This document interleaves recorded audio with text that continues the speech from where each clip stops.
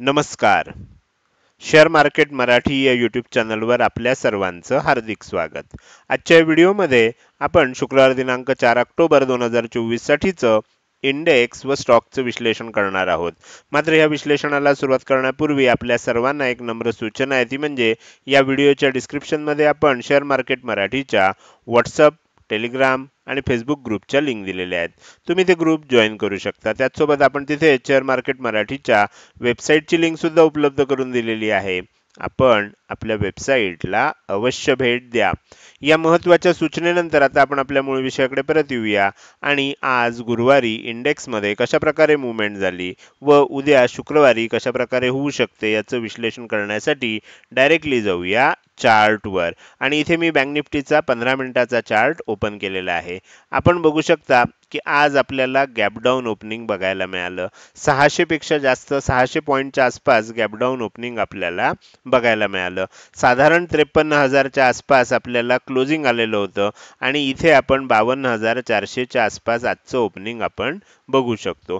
Opening नंतर दोन्ही बाजूला मूव्हमेंट झाली. खूप मोठं गॅप डाऊन होतं आणि सध्या मार्केटमध्ये हे जे सेलिंग चालू आहे हे मध्य पूर्व आशियामध्ये जे इस्रायल, इराण, लेबनान आणि ह्या सर्व देशांमध्ये जे काही युद्धजनक किंवा युद्ध सदृश परिस्थिती निर्माण झालेली आहे त्याच्यामुळे आपल्याला हे मार्केटमध्ये मूव्हमेंट बघायला मिळते. आणि अशा वेळेला एक गोष्ट लक्षात ठेवायची असते की जेव्हा अशा प्रकारची एखादी स्ट्रॉंग न्यूज असते, मग ती पॉझिटिव्ह असू दे किंवा निगेटिव्ह असू दे, अशा वेळेला मार्केट हे कुठल्याही टेक्निकल किंवा फंडामेंटल गोष्टीवर चालत नाही, तर त्या न्यूजवर ते मार्केट चालत असतं.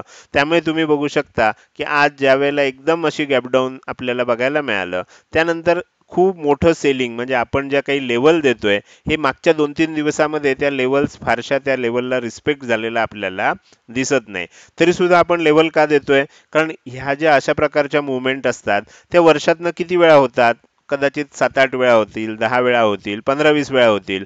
पण उरलेले जे दिवस असतात ते दिवस मार्केट हे फंडामेंटल आणि टेक्निकल नुसार चालत असतं. तर त्याच्यामुळे कधीतरी असं होणारच आहे. नियमाला प्रत्येक जसा अपवाद असतो तसं ह्या नियमांना सुद्धा अपवाद आहेत. आणि त्या पद्धतीनं तुम्ही जर बघितलं तर तुमच्या लक्षात येईल की गॅप डाऊन ओपन झालं, थोडंसं वर जाण्याचा प्रयत्न झाला. 52,500च्या आसपास आपल्याला रेझिस्टन्स होता, कारण ज्या वेळेला एकदम गॅप डाऊन ओपन होतं त्यावेळेला आपल्याला जास्त वर जाण्याची शक्यता आणि न्यूज बेस आहे त्यामुळे जास्त वर जाण्याची शक्यता आपल्याला नव्हतीच. आणि इथे सुद्धा तुम्ही बघू शकता, अर्थात मी आत्ताच सांगितलंय की फंडामेंटल आणि टेक्निकल नुसार अशा वेळेला मार्केट चालत नाही, तरी सुद्धा आपल्याला थोडंसं टेक्निकल शोधायचं असेल तर तुमच्या लक्षात येईल की इथे आपल्याला ट्विझर टॉप पॅटर्न बघायला मिळाला. पहिली ग्रीन कॅन्डल झाली, दुसरी रेड कॅन्डल झाली आणि ह्या दोघांचा जो लो होता तो ब्रेक झाल्यानंतर सेलिंग कंटिन्यू झालं, हे आपण इथे बघू शकतो. आणि त्यानंतर खूप मोठं सेलिंग झालं आणि मुळात 500-600 पॉईंट गॅप डाऊन ओपनिंग नंतर आणखीन त्याच्यापेक्षा जास्त आपल्याला सेलिंग बघायला मिळालं.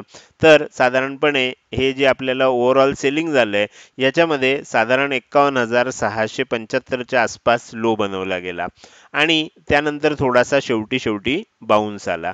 तर आता नक्की उद्या काय होऊ शकतं? तर आता उद्या समजा काही नव्यानं आंतरराष्ट्रीय घडामोडी घडल्या नाहीत, म्हणजे इराण असू दे, लेबनन असू दे, पॅलेस्टाईन असू दे किंवा जे आजूबाजूचे देश आहेत इस्रायलच्या किंवा इस्रायल असू दे, यांच्यापैकी कुणीच जर आज रात्री काही आगळीक केली नाही तर उद्या काय होऊ शकतं? उद्या आपल्याला मार्केटमध्ये कशा प्रकारची मूव्हमेंट बघायला मिळू शकते ते समजून घेऊया. आता काय झालंय, 2 दिवस खूप मोठं सेलिंग झालंय, तर त्याच्यामुळे थोडंसं आपल्याला पॉज घेतला जाऊ शकतो येणाऱ्या काळात. जर काही आगळीक झाली नाही, काही रात्रीतनं आपल्याला काही घडामोड झाली नाही, तर आपल्याला काय होऊ शकतं? मग थोडंसं काय आपल्याला इथे दिसेल की 51,500च्या आसपास मग सपोर्ट घेतला जाईल आणि साधारण 52,000 किंवा 52,100 या आसपास रेझिस्टन्स घेतला जाईल आणि ह्या एरियामध्ये आपल्याला बँक निफ्टी अडकलेलं बघायला मिळू शकतं. साईडवेज होईल, व्होलाटाईल होईल, म्हणजे ओपनिंग नंतर एकदम खाली पण जाईल, खाली गेल्यानंतर इथे कुठेतरी सपोर्ट घेऊन एकदम बाउन्स पण घेतला जाईल. अशा प्रकारची मूव्हमेंट आपल्याला बघायला मिळू शकते. आज थोडंसं आपल्याला काय होतंय, हे जो चार्ट आहे हा थोडा फ्लिकर होतोय, अधनं स्क्रीनवरनं गायब होतोय आणि लगेच पुन्हा दिसतोय. तर कधी कधी असे टेक्निकल प्रॉब्लेम्स आपल्याला येत असतात. तर ह्या पद्धतीनं आपल्याला होऊ शकतं. साधारणपणे खाली 51,500च्या आसपास सपोर्ट घेतला जाईल, 52,000-52,100च्या आसपास रेझिस्टन्स घेतला जाईल. अशा प्रकारचे आपल्याला परिस्थिती दिसते जर काही फार मोठी घडामोड घडली नाही तर. मात्र जर काही आणखीन कुणी काही आगळीक केली तर मात्र काय होईल, आपण इथे 51,675 ही लेवल जर ब्रेक झाली तर हळूहळू सेलिंग पुन्हा कंटिन्यू होईल. थोडंसं गॅपडाऊन ओपन होऊ शकतं, गॅपडाऊन ओपन झाल्यानंतर थोडासा बाउन्स येऊ शकतो आणि पुन्हा सेलिंग कंटिन्यू होऊ शकतं. 51,675च्या खाली 51,575, 51,475, 51,375, 51,300, 51,250 इथपर्यंत आपल्याला बँक निफ्टी खाली जाताना बघायला मिळू शकतं. साधारण 51,250च्या आसपास आपल्याला थोडासा सपोर्ट घेतला जाऊ शकतो. तर त्यामुळे सेलिंग कंटिन्यू होणार असेल तर मी सांगितले ह्या लेवल्स आपल्याला दिसत आहेत, किंवा खरोखरच खूप मोठी काही घटना घडली असेल तर 51,000 पर्यंत सुद्धा आपण खाली जाऊ शकतो. मात्र तसं काही घडलं नाही तर थोडं व्होलाटाईल पण साईडवेज मुवमेंट आपल्याला आता बघायला मिळण्याची शक्यता आहे. तर आता जर समजा जर आणि काही म्हणजे चांगलं घडलं, म्हणजे युद्धबंदी होण्याच्या दृष्टीनं काही झालं तर मात्र काय होईल, थोडासा आपल्याला बाउन्स बघायला मिळेल. आणि ते आपल्याला कधी लक्षात येईल, साधारण 51,975, 52,000 ह्याच्या वर जर टिकायला लागलं तर काय होईल, जर बँक निफ्टीची किंमत ह्याच्यावर टिकायला लागली 10 मिनिटं, 15 मिनिटं, 20 मिनिटं, 25 मिनिटं ह्याच्यावर टिकायला लागली, तर ज्यांनी शॉर्ट केलेत आणि पोझिशन होल्ड केल्यात त्यांना काय होईल, त्यांना त्यांचे प्रॉफिट कमी व्हायला लागतील.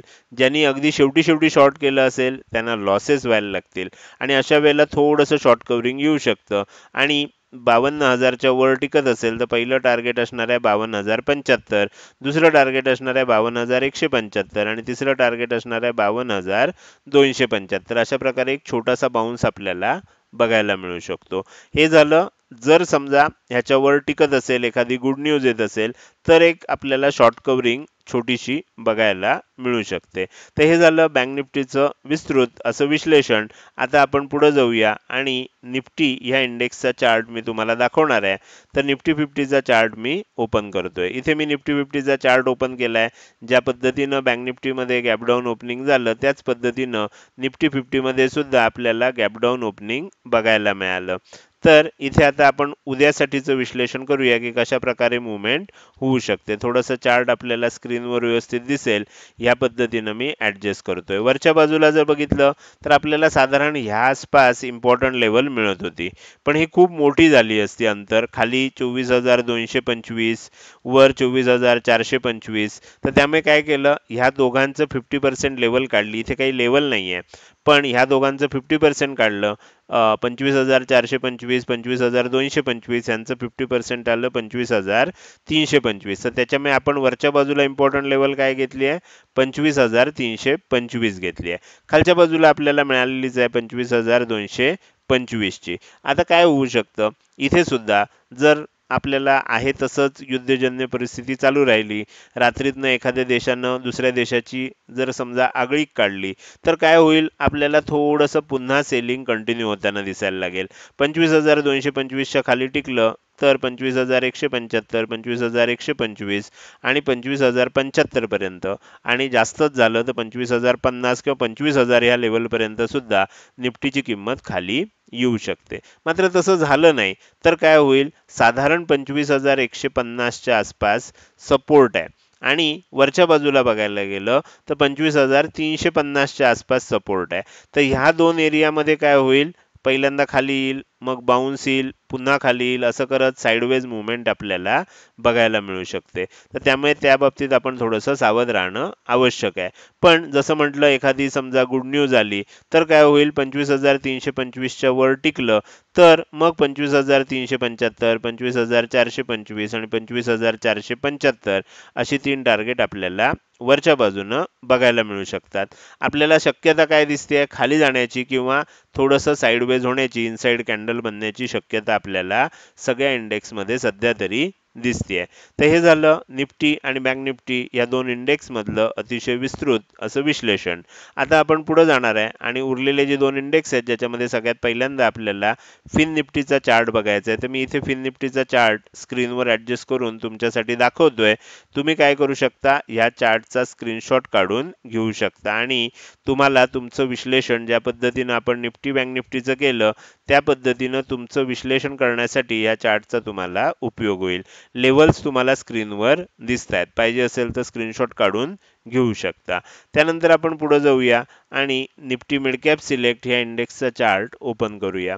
इथे सुद्धा sorry, Nifty mid cap select या इंडेक्सचा चार्ट मी काढलाय.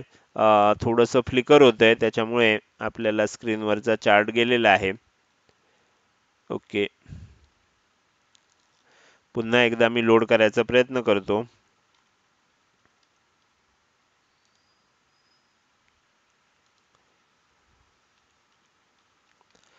आज काहीतरी टेक्निकल प्रॉब्लेमच येतोय बराच वेळ, त्यामुळे आपल्याला चार्ट कधी कधी लोड होत नाही आहेत. ओके, लोड झालाय. निफ्टी मिड कॅप सिलेक्ट या इंडेक्सचा चार्ट लोड झालाय. फक्त तुम्हाला थोडंसं झूम करून दाखवतो. ओके ओके, पाहिजे असेल तर ह्याचा सुद्धा तुम्ही काय करू शकता, स्क्रीनशॉट काढून घेऊ शकता. तर हे झालं इंडेक्सचं ॲनालिसिस. आता आपल्याला थोडंसं पुढं जायचं आणि आपल्याला स्टॉकचं ॲनालिसिस करायला सुरुवात करायची. त्यासाठी मी पुन्हा एकदा तुम्हाला चार्टवरच घेऊन जातो. आपण ह्या आठवड्यामध्ये जे स्टॉक बघतोय त्याच्यामध्ये आता आपल्याला काही निर्णायक क्षण आलेले आहेत. काय आले ते समजण्यासाठी सगळ्यात पहिल्यांदा टाइम फ्रेम जी आहे ती आपण 15 मिनिटावरनं डेली टाइम फ्रेमवर घेऊया. आता स्टॉकचं आपण डेली अनालिसिस का करतो, तर डेली टाइम फ्रेमवर आपल्याला थोडं जास्त टाइम पिरियडचा जो व्ह्यू आहे तो घेता येतो. एक्साइड इंडस्ट्रीजमध्ये काय झालंय बघा. एक्साइड इंडस्ट्रीजमध्ये थोडंसं मी तुम्हाला झूम आउट करून दाखवतो, म्हणजे तुम्हाला पूर्ण पिक्चर लक्षात येईल. तर एक्साइड इंडस्ट्रीजमध्ये आणखीन झूम आउट करूया थोडंसं. ओके, ठीक आहे, मी इथे तुम्हाला दाखवतो. तर इथे काय झालं होतं बघा, ह्या टाइम फ्रेम मध्ये कदाचित तुम्हाला व्यवस्थित दिसेल, कदाचित दिसणार नाही. थोडंसं अजून झूम करतो. ओके, इथे काय झालं होतं, इथे एम पॅटर्न बनला होता, बरोबर.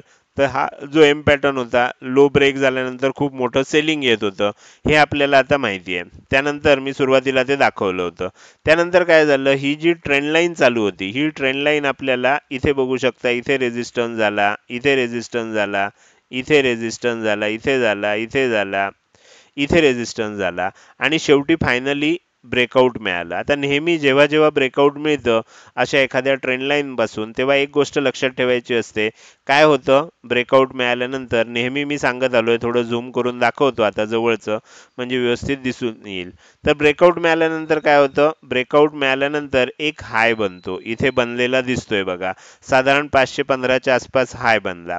त्यानंतर काय होतं, एकदा लेवल टेस्ट करायला किंमत खाली येऊ शकते. खाली येत असताना कुठपर्यंत येऊ शकते, अगदी ह्या लेवल पर्यंत येऊ शकते. आणि त्याच्यानंतर इथून पुन्हा जर बाउन्स यायला लागला, तर मग आपण म्हणू शकतो की हा जो आपल्याला इथे मिळालेला ब्रेकआउट होता, हा ब्रेकआउट आता टिकाऊ ब्रेकआउट झालेला आहे आणि त्यामध्ये आपल्याला वरच्या दिशेनं खूप चांगली टार्गेट बघायला मिळू शकतात. मात्र असं झालं नाही. मी तुम्हाला थोडंसं काय करतो, हे काढून दाखवतो. ओके, असं झालं नाही. इथपर्यंत गेलं, हाय बनला, खाली आलं आणि इथून ब्रेकडाऊन होऊन खाली जायला लागलं, बरोबर. तर खाली यायला लागल्यानंतर खालच्या दिशेनं जर ब्रेकआउट व्हायला लागला, तर मग आपल्याला समजायचं की हा जो ब्रेकआउट आलेला होता हा फेक ब्रेकआउट होता. तर त्याच्यासाठी आपल्याला थोडं थांबायचं असतं. ती मुवमेंट आता आपल्याला इथे एक्साइड इंडस्ट्रीज या स्टॉकमध्ये कळू शकते. त्यामुळे आता हे जे सेलिंग आलंय, तुम्ही जर इथे काळजीपूर्वक बघितलं तर इथे आपल्याला काय दिसतंय, इथे आपल्याला इव्हनिंग स्टार पॅटर्न बघायला मिळतोय.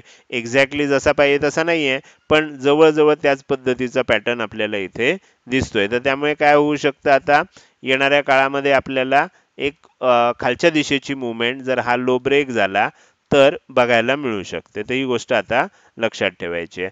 तर हे झालं एक्साइड इंडस्ट्रीज विषयी. पुढचा स्टॉक आहे, त्याचं नाव आहे चंबल फर्टिलायझर. चंबल फर्टिलायझर्समध्ये सुद्धा सेम झालंय. इथे ट्रायंगल पॅटर्न होता, खालच्या बाजूनं ब्रेकआउट झाला, मात्र आपल्याला माहिती आहे की हा ब्रेकआउट फेल गेला.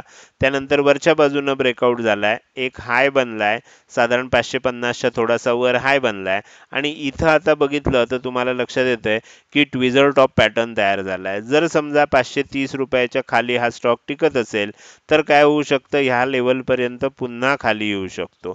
इथे आल्यानंतर मग काय होतंय, सपोर्ट घेऊन वर जातोय की आपल्याला इथून तोडून खाली जातोय हे बघणं इंटरेस्टिंग असणार आहे. ज्या दिशेनं मुवमेंट होईल खाली येईपर्यंत वाट बघितली पाहिजे. त्यानंतर सपोर्ट घेतला तर एक बाउन्सच्या दृष्टीनं आपण एंट्री घेऊ शकतो. खाली जात असेल तर सेलिंगच्या दृष्टीने एंट्री घेऊ शकतो. स्टॉकचं नाव आहे चंबल फर्टिलायझर्स लिमिटेड. त्यानंतर तिसरा स्टॉक आहे अपोलो टायर्स. अपोलो टायर्स मध्ये आपल्याला खालच्या बाजूने ब्रेकआउट अपेक्षित होता. 2 दिवस आपण वाट बघितली मात्र ब्रेकआउट झाला नाही. आज अखेर ब्रेकआउट झाला. खालच्या बाजूने ब्रेकआउट आपल्याला बघायला मिळाला. खाली वर यायचा प्रयत्न झाला आणि इथे शूटिंग स्टार कॅन्डल बनलेली आहे.